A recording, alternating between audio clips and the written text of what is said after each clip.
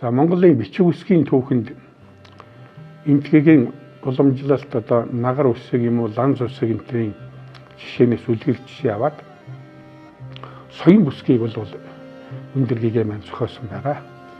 Энэ соён бүсгийн одоо бярга буюу дэтэм үсэг бол соён гэдэг энэ бэлэгдэл бол бэлэг тэмдэг бол өнөөдөр бүх Монголын одоо төрийн эсвэл болоод Монгол угсаатны тусгаар технологийн бэлэг тэмдэг болоод 5 твэг Монгол улсын төрийн талбайн дармандж байгаа энэ бэлэгдэл.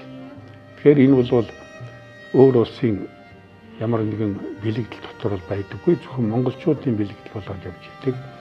Энэ соён бүсгийг одоо тухайн цаг үеийн давг даржаал ам гэж хүн утга тайлах гэж оролцсон. Тэрнээс хойш бол маш олон эрдэм тэм мэргэд бол соён бүсгийн утгыг тайлах гэж хичээсэн боловч одоо хүртэл шавхад дуусаагүй ийм шавхагчгүй баян соёлын бэлэгдэл болсон ийм бүтээл өнөөдөр үлдсэн байна.